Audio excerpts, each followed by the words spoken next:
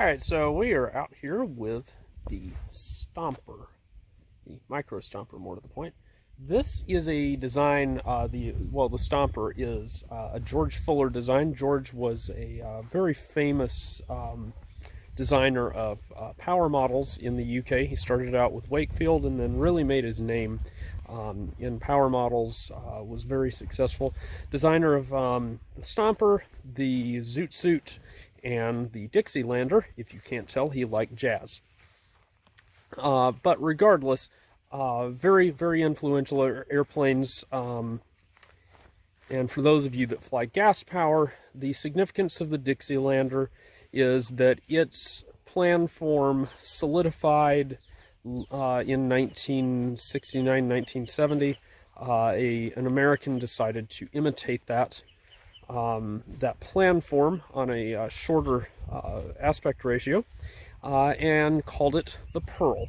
And the gas power world has never been the same since. But anyway, regardless of any of that, the bottom line is this is the Micro Pearl designed by Alexandre Cruz. It is the fourth in our series of E20 capacitor planes, so it's capable of flying as a capacitor model or as a E20. I'm flying it as an E20. I'm hoping to fly this in the US Nationals, but regardless of any of that, it's entirely possible by the time you see this, the Nationals will be over and done with. We're trimming the airplane today because I literally finished it less than 15 minutes ago. So I balanced it, everything looks about right, and we're going to trim it. So there we go. Okay, so timer is plugged in and everything. We're balanced for flight. CG is a little ahead of the trailing edge there.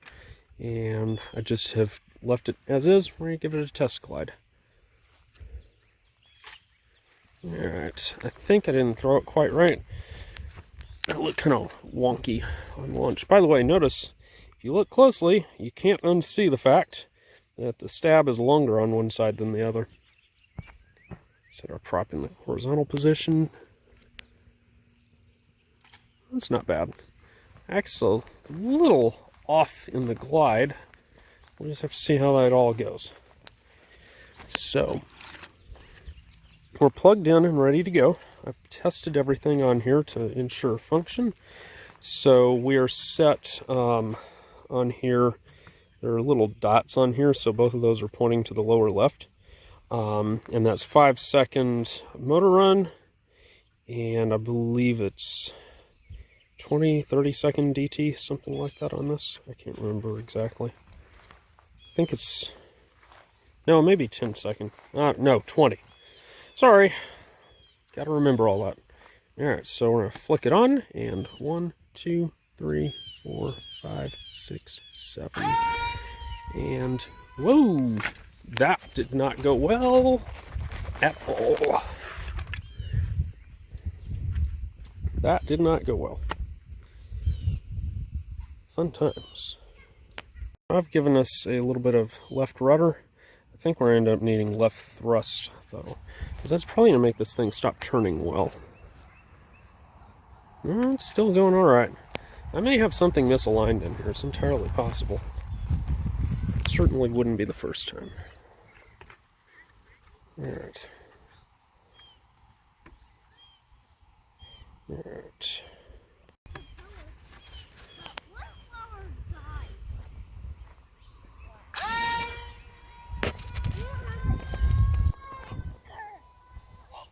Okay, so still needs, I think, I really think it needs a little bit of left thrust.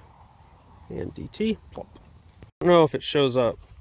I don't know if it shows up how much left thrust there is there, but it's a fair bit.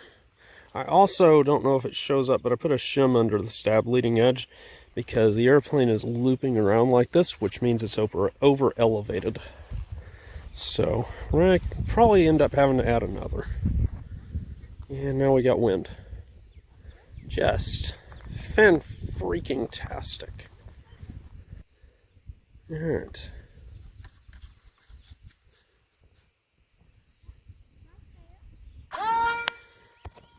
Much better than before. Wow. Over elevated, yes. But otherwise, quite good. And DT'd.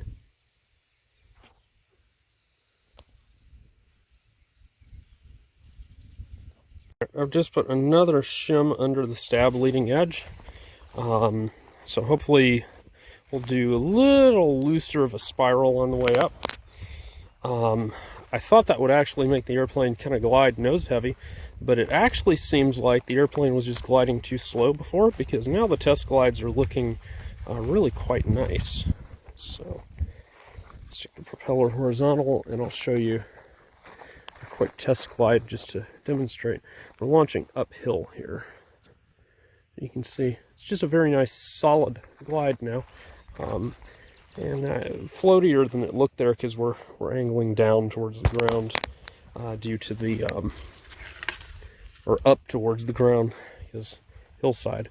All right, so let's flick it on again and we'll go again. Oh yeah, look at that. Very, very nice pattern. A little stall off the top, but it's kind of turbulent out here anyway, so I'm not too worried. That glide looked excellent. And down she comes. Alright, we're now going to go to a, let's see, I've adjusted this slightly. The one under my thumb is now up there 45 degrees up. So that's the 10-second motor run and 20-second DT. As it looks safe. So hopefully we don't go too much in the trees this time. It is incident stepping pretty bad.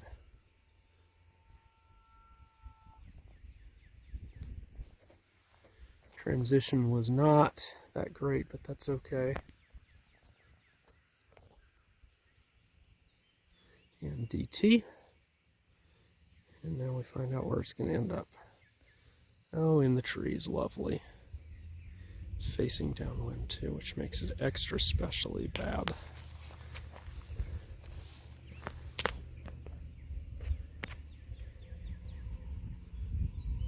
Oh, way back in there. That was the tree we saw, and there it is. Alright, so things we've seen, the airplane is still over elevated. It glides nicely. It will be competitive. I just need to work on that glide transition a little more, and probably just by taking some incidents out. Alright, 20-second motor run. Let's see what happens.